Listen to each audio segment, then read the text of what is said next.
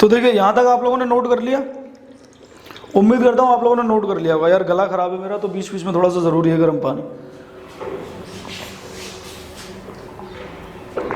देखो अभी तक हम लोगों ने कोहेरेंट सोर्सेज के बारे में पढ़ा। कोहेरेंट सोर्सेज की कंडीशन बता दी कि अगर दो सोर्सेज को आप कोहेरेंट करना चाहते हो तो दोनों की फ्रीक्वेंसी सेम करनी पड़ेगी आपको, और इनिशियल फेज डिफरेंस सेम करना पड़ेगा। यानी इनिशियल यानी डेल्टा की वैल्यू हमने 0 करी थी। एक मिनट यार मैं मार्कर उठाऊं, तो ठीक है, ये दो कंडीशंस हम लोगों ने देखी। तो इसके साथ ही हम लोग क्या समझे कि अगर हम लोग इनिशियल फेज डिफरेंस चेंज करेंगे तो एक बीट फिनोमेना होगा, और हम लोग नहीं चाहते बीट फिनोमेना हो। हम लोग तो चाहते हैं कि एक सस्टेन्ड इंटरफेरेंस मिले आपको, यानी जिस जगह पे आपका ब्राइट बन रहा है वहां लगातार ब्राइट बने, और जहां डार्क बन रहा है वहां लगातार डार्क बने। तो अब देखिए, यानी सबसे पहली कंडीशन है कि आपको सोर्सेस कोहेरेंट करने पड़ेंगे। यानी 100 बात की एक बात, आपको सोर्सेस चाहिए कोहेरेंट। अगर कोहेरेंट सोर्सेज नहीं होंगे आपके तो आपका बीट फिनोमेना हो जाएगा और पूरी मेहनत बेकार, और हम नहीं चाहते हमारी मेहनत बेकार हो। तो ध्यान रखना कोहेरेंट सोर्सेज कैसे अचीव किए जाएंगे। पहली बात ध्यान रखना, एक नंबर में क्वेश्चन तैयार हो सकता है कि दो इंडिपेंडेंट सोर्सेज को आप जीवन में कोहेरेंट नहीं कर सकते, आप कितनी भी कोशिश कर लेना। तो ये पहला point, two independent sources can never be coherent, can never be coherent. यानी कहने का तात्पर्य ये कि अगर आप सोचो कि सर मैं एक 5 वोल्ट का रेड कलर का बल्ब लेके आऊं, अगर आप सोचो कि सर मैं एक 5 वोल्ट का रेड कलर का बल्ब लेके आऊं और सेम दुकान से सेम कंपनी का एक और 5 वोल्ट का रेड बल्ब लेके आऊं, फिर भी मेरे लाल आप इन्हें कोहेरेंट सोर्सेज नहीं बना पाओगे। क्योंकि भाई इलेक्ट्रिसिटी, यार ये जो लाइट जनरेट हो रही है एक एटॉमिक फिनोमेना है, और एटॉमिक लेवल पे आप चीजों को मैच नहीं करवा पाओगे। तो two independent sources can never be coherent. तो सवाल उठता है सर फिर कोहेरेंट सोर्सेज मिले कैसे। तो ध्यान रखना, दो कोहेरेंट सोर्सेज कैसे मिलेंगे। पहला तरीका है by division of wave front, bye division of wave front. यानी एक ही लाइट सोर्स, भाई यार वेव फ्रंट से तो फेमिलियर होगा ना, यानी एक लाइट सोर्स का जो वेव फ्रंट होगा उस वेव फ्रंट को तोड़ दो, यानी डिवीजन कर दो, उसको तोड़ के दो में विभाजित कर लो, तो जो दो अलग अलग पोर्शंस मिलेंगे अब वो आपके कोहेरेंट सोर्सेज होंगे bye division of wave front. या तो आप वेव फ्रंट का डिवीजन करके, अच्छा यंग्स डबल स्लिट एक्सपेरिमेंट करेंगे अभी, उसमें वेव फ्रंट के डिवीजन से ही करेंगे हम लोग, ठीक है, by division of wave front, या फिर by division of amplitude, by division of amplitude. इन दो तरीके से आप सोर्सेस को कोहेरेंट बना सकते हो, सिर्फ और सिर्फ ये एक तरीका है सोर्सेस कोहेरेंट अचीव करने का, ठीक है। तो नोट कर लो यहां तक। अब इसके बाद हम लोग क्या करते हैं, एक इंटेंसिटी वर्सेस पाथ डिफरेंस का कर्व जनरेट करेंगे। यानी अब हम लोग पढ़ने वाले हैं इंटेंसिटी वर्सेस पाथ डिफरेंस, कि हमारा ग्राफ कैसा बनेगा। बढ़िया से जल्दी से नोट कर लो, आगे बढ़ते हैं। समझ तो आ रही है ना चीज यार, कमेंट करके बताते रहना अगर चीजें आपको समझ आ रही है तो, ठीक है। और दोस्तों के साथ शेयर भी करते रहिए, दोस्तों के साथ शेयर भी करते रहिए। देखिए intensity versus path difference curve, path difference curve, ठीक है सब। Intensity versus path difference curve हम लोग पढ़ रहे हैं।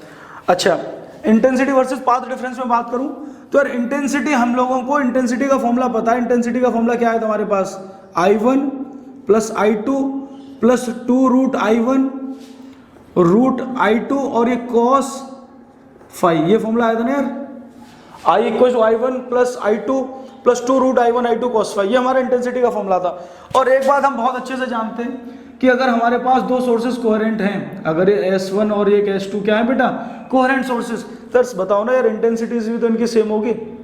यानी कहने का तात्पर्य क्या मैं ये कह सकता हूं कि I1 और I2 आपस में बराबर होंगे और इसको मैं I के बराबर मान लेता हूं, दोनों इंटेंसिटीज बराबर होंगी ना अगर सोर्सेज कोहेरेंट हैं तो। यानी I1 और देखो अभी मैं आपको ये बताने वाला हूं कि यानी यहां से इंटेंसिटी भली I निकल रही है और यहां से भली इंटेंसिटी I निकल रही है। हम लोग क्या पढ़ रहे थे, कंस्ट्रक्टिव के केस में I1 प्लस I2 हो रही थी, यानी आपके हिसाब से 2I होनी चाहिए थी, लेकिन अभी एक जादू निकलेगा यहां से कि इंटेंसिटी 2I नहीं होगी, कुछ और निकल के आएगी। इंटेंसिटी 2I नहीं होगी, कुछ और निकल के आएगी। तो यार अगर सोर्सेस कोहेरेंट है तो I1 और I2 की वैल्यू आपस में बराबर होगी, मैं इसको I के बराबर मान सकता हूं। तो ये वैल्यू रिप्लेस करके क्या आएगी, कुछ ऐसी दिखेगी, I इक्वल्स टू, ये I नेट है आपका, आप इसे I नेट बोल दो यार, ये फाइनल इंटेंसिटी जो आपको मिल रही है, I नेट आपको जो मिलेगी, resultant intensity, R word use करो आप, इसे रिजल्टेंट इंटेंसिटी, ठीक है। तो यहां से IR क्या निकलेगी आपकी, ये I plus I plus 2 root I, और बेटा ये भी रूट I और साथ में cos फाई, ठीक। अब देखिए क्या हो जाएगा, I और I बेटा 2I प्लस बेटा root I into root I, दो रूट वाले नंबर आपस में मल्टीप्लाई होंगे तो एक नॉर्मल नंबर बन जाएगा। तो क्या बन जाएगा, ये 2I और ये cos फाई, ये IR हो गया। अच्छा कुछ कॉमन ले सकता हूँ, बिल्कुल ले सकता हूँ सर, 2I कॉमन ले लीजिए तो 1 प्लस 2I कॉमन ले लिया तो 1 प्लस cos फाई। ओहो, अब तो ट्रिग्नोमेट्री लग गई यहाँ सर, ट्रिग्नोमेट्री तो बहुत वीक है हम लोगों की, ट्रिग्नोमेट्री से कैसे पीछा छूटेगा, तो साहब फिजिक्स वाले बच्चों का तो ट्रिग्नोमेट्री से पीछा छूटने वाला नहीं है, दिमाग में बैठा लो इस चीज़ को। और अगर कोई कहता है आपसे कि ट्रिग्नोमेट्री से आप पीछा छुड़ा सकते हो, तो आप जीवन में, फिजिक्स वाले बच्चे तो कभी भी मैथ सब्जेक्ट से पीछा छुड़ा ही नहीं सकते। मैथ्स तो तब तक चलेगा आपके साथ जब तक आप फिजिक्स पढ़ोगे। चलिए अब देखो, हमने कुछ ट्रिग्नोमेट्री में फॉर्मूलेस पढ़े थे, एक फॉर्मूला कुछ याद आ रहा है यार, cos 2 थीटा, इसका कुछ ऐसा होता था 2 cos स्क्वायर थीटा माइनस 1, याद आ रहा है कुछ, cos 2 theta equal to 2 cos square theta minus 1। अच्छा अगर इस 1 को इधर लेके आऊं तो मेरे लाल क्या बन जाएगा, 1 plus cos 2 theta equal to 2 cos square theta हो जाएगा, हाँ या ना। अच्छा आपके मास्टर ने आपको एक चीज और बताई होगी जहां भी आप मैथ्स पढ़ रहे होंगे, हाफ एंगल फॉर्मूलाज के बारे में, मैंने तो बताया यार अपने स्टूडेंट्स को, हाफ एंगल फॉर्मूलाज बहुत इंपॉर्टेंट होते हैं, बिना हाफ एंगल फॉर्मूलाज के आप फिजिक्स में तो एटलीस्ट परेशान रहोगे, मैथ्स में रहो ना रहो पता नहीं। अब देखो अगर मैं दोनों एंगल्स को डिवाइडेड बाई 2 कर दूं, ये वाला एंगल भी डिवाइडेड बाई 2 कर दूं, तो इसको भी तो डिवाइडेड बाई 2 कर सकता हूं। अरे एंगल को डिवाइड कर दिया मैंने, क्या परेशानी आ रही है, और दोनों तरफ किया है मैंने, तो ये इक्वेशन कुछ कैसी बन जाएगी, इन्हें हाफ एंगल फॉर्मूलाज बोलते हैं। 1 plus cos theta equal to 2 cos square theta by 2, आया सब समझ। अब देखिए, अब तो सर मिलता जुलता लग रहा है, देखो इसे मैच करके देख लो, हाँ या ना। ये 1 प्लस cos फाई, ये 1 प्लस cos थीटा, बस थीटा की जगह फाई तो आ रहा है। तो अगर मैं 1 प्लस cos फाई का फॉर्मूला तैयार करूं तो 1 प्लस cos फाई कुछ ऐसा हो जाएगा ना, 2 cos square phi divided by 2। अरे सर ये तो गड़बड़ हो गई, ये फॉर्मूले तो हमें याद थे, अभी कैसे भूल गए, तो कोई दिक्कत नहीं, भूलना नहीं यार, ठीक है, ये इंपॉर्टेंट फॉर्मूले आपके हाफ एंगल फॉर्मूलाज।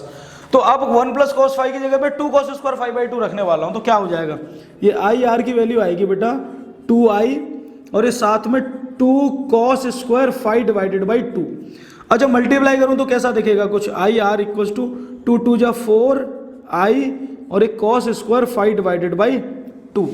नोट कर लो इसे यहाँ तक, ये आपकी रिजल्टेंट इंटेंसिटी निकल के आगे इंटरफेरेंस के बाद, ये रिजल्टेंट इंटेंसिटी। अब इसमें मैं आपका कंस्ट्रक्टिव और डिस्ट्रक्टिव दोनों करूंगा, नोट करिए यहाँ तक। चलिए नोट हो गया यार। अब देखिए कंस्ट्रक्टिव और डिस्ट्रक्टिव के दो केसेस बना लेते हैं, कंस्ट्रक्टिव और डिस्ट्रक्टिव के। देखिए अब मेरे पास रिजल्टेंट इंटेंसिटी का ये फॉर्मूला आ चुका है।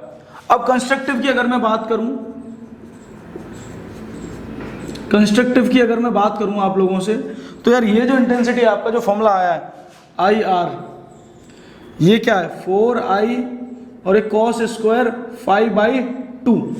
यार अगर मैं इंटेंसिटी भाई कंस्ट्रक्टिव मतलब मैक्सिमम, और cos फाई की वैल्यू मैक्सिमम क्या होती है 1, तो ये पूरा फैक्टर मुझे 1 के बराबर करना पड़ेगा। तो अगर मैं इसको पूरा 1 के बराबर कर दूंगा तो फाई की वैल्यू मैं क्या रख दूं, cos 0 पे 1 होता है ना, याद करो cos 0। तो फाई की वैल्यू अगर मैं 0 कर दूं 0 डिग्री, तो ये क्या बन जाएगा IR इक्वल्स टू 4I और इंटू ये पूरा फैक्टर 1 हो जाएगा आपका। तो आपकी रिजल्टेंट इंटेंसिटी आ गई 4I के बराबर। देखिए हो गया ना जादू, यानी आपके लॉजिक के हिसाब से आपको इंटेंसिटी डबल होकर 2I मिलनी चाहिए थी, लेकिन यहाँ तो इंटेंसिटी 4I मिल गई। तो यही जादू है बेटा कंस्ट्रक्टिव इंटरफेरेंस का, यानी आपको इंटेंसिटी 4 टाइम्स मिल रही है, आपको इंटेंसिटी 4 टाइम्स मिल रही है, तो ये है कंस्ट्रक्टिव का केस। अब डिस्ट्रक्टिव की बात करते हैं बेटा, डिस्ट्रक्टिव का देखिए, डिस्ट्रक्टिव का बट डिस्ट्रक्टिव के केस में जो मेरे पास है जो रिजल्टेंट इंटेंसिटी है 4I cos square phi divided by 2।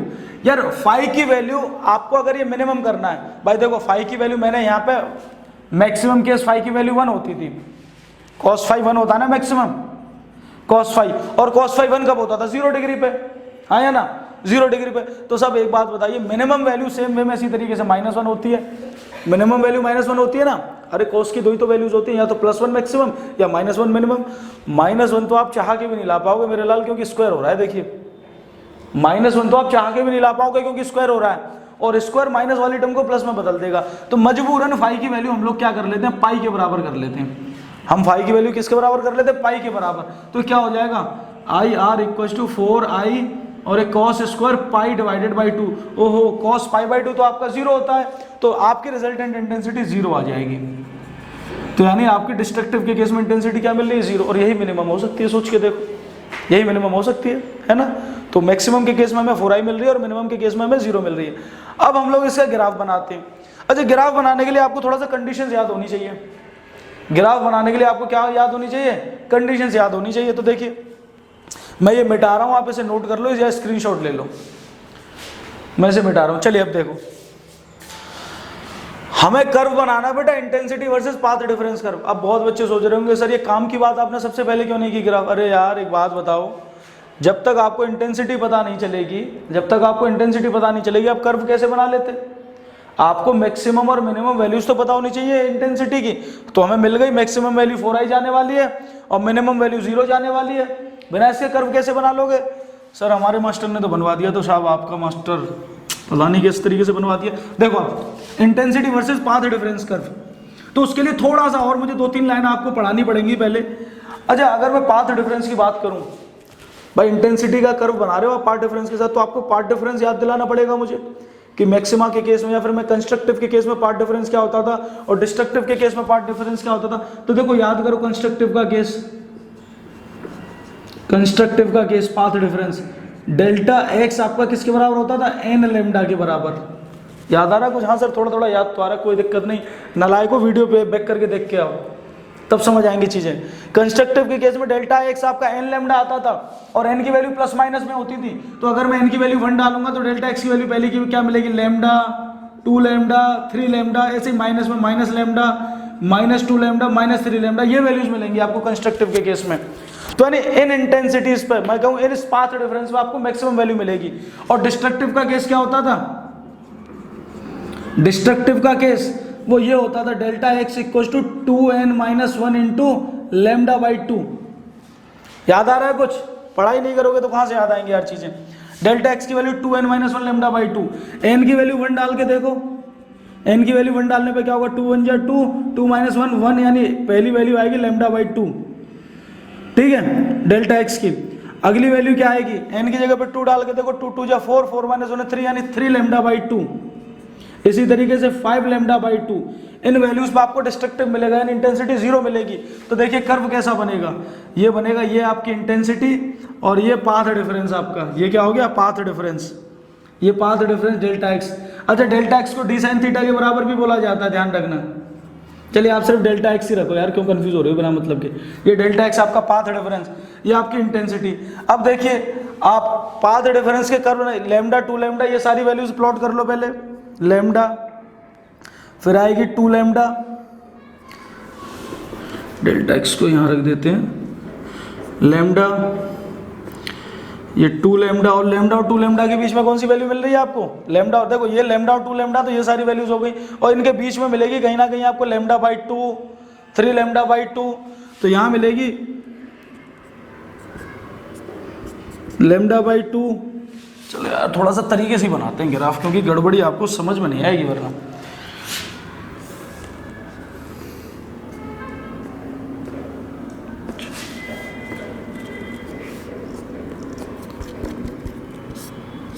ठीक है, देखिए पहली वैल्यू हम लोग प्लॉट करते हैं लैम्डा बाई 2, फिर आएगी लैम्डा, 3 लैम्डा बाई 2, ये फिर आएगी आपके पास 2 लैम्डा, इसी तरीके से 5 लैम्डा बाई 2।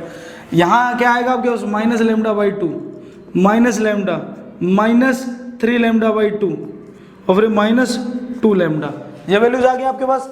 अब देखो जहाँ जहाँ आपको मैक्सिमम मिलने वाली है उसको प्लॉट कर लो पहले।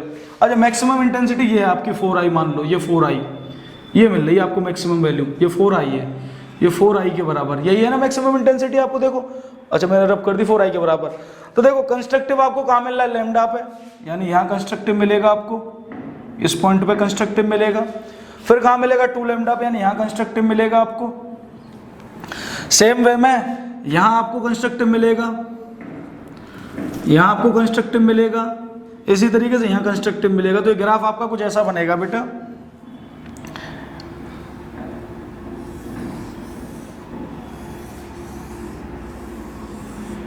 इस तरीके से बनेगा ग्राफ कुछ।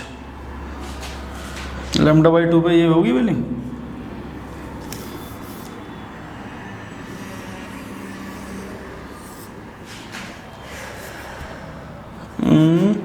गड़बड़ कर दी मेरे लाल, मैंने ग्राफ गड़बड़ कर दिया। लैम्डा पे मैक्सिमम आएगा, 3 लैम्डा पे मिनिमम पहुंचेगा और फिर ये मैक्सिमम पहुंचेगा, कुछ इस तरीके से ये ग्राफ बनेगा आपका। ठीक है, ये आपका ग्राफ बनना, कोई नहीं यार, थोड़ा सा हो जाती है गड़बड़ी चीज़ों में, कोई परेशानी वाली बात नहीं है। देखिए आप नोटिस करो, लैम्डा पे मैक्सिमम वैल्यू मिल रही है आपको, इसी तरीके से यहाँ 2 लैम्डा पे मैक्सिमम वैल्यू पहुंच रही है। यहाँ पे आपका देखिए ये 0, यहाँ तो मैक्सिमम मिलेगा ही मिलेगा यार इंटेंसिटी आपको। देखो माइनस लैम्डा पे मैक्सिमम, और जितने भी देखो डिवाइड में 2 वाले हर जगह मिनिमम इंटेंसिटी मिल रही है आपको। तो ये आपका intensity versus path difference curve. ठीक है, तो आप इसे नोट कर लो, आगे टॉपिक्स पे हम लोग मूव ऑन करते हैं।